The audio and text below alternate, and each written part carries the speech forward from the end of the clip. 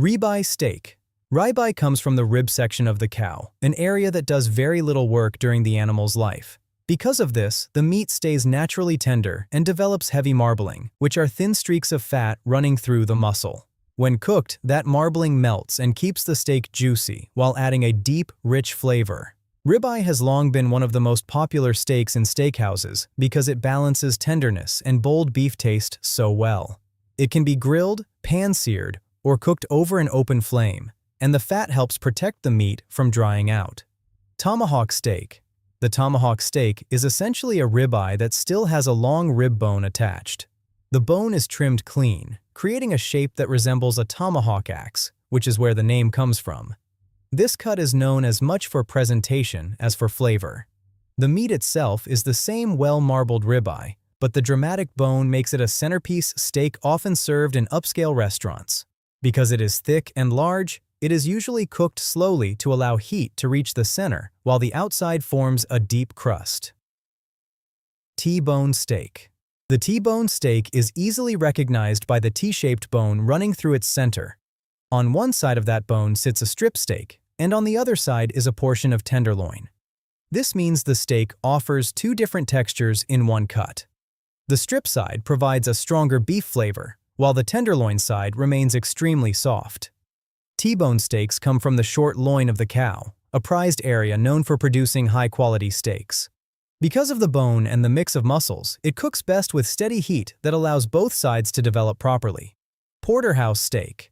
Porterhouse is closely related to the T-bone, but it contains a much larger section of tenderloin. It also comes from the short loin, though from the rear portion where the tenderloin muscle is thicker. This makes the porterhouse one of the largest and most luxurious steaks available. In many steakhouses, it is marketed as a steak meant for sharing because it combines the bold strip steak and the delicate tenderness of tenderloin in one generous cut. New York strip steak.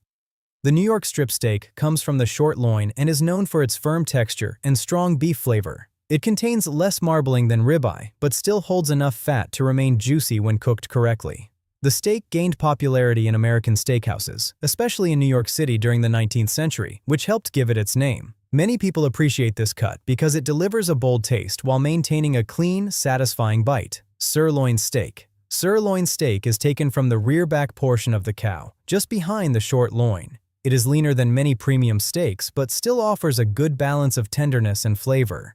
Because this section supports more movement during the animal's life, the meat develops a slightly firmer texture.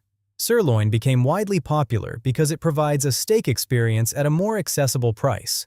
It is commonly grilled or pan-seared and often served as an everyday steak in many households. Top sirloin steak. Top sirloin is considered the best portion of the sirloin area. It sits above the bottom sirloin and contains more tender muscle fibers.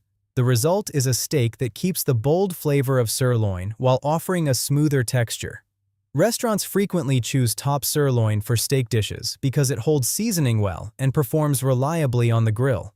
It is also large enough to cut into portions or slice for steak salads and sandwiches. Tri-tip steak. Tri-tip comes from the bottom sirloin and is shaped like a small triangle, which explains its name. For many years, it was not widely recognized as a steak cut, but it later gained popularity in California barbecue culture. The meat has a rich beef flavor with moderate marbling, and it cooks best when grilled whole and sliced thin across the grain. When prepared correctly, tri-tip offers a satisfying balance between tenderness and bold taste.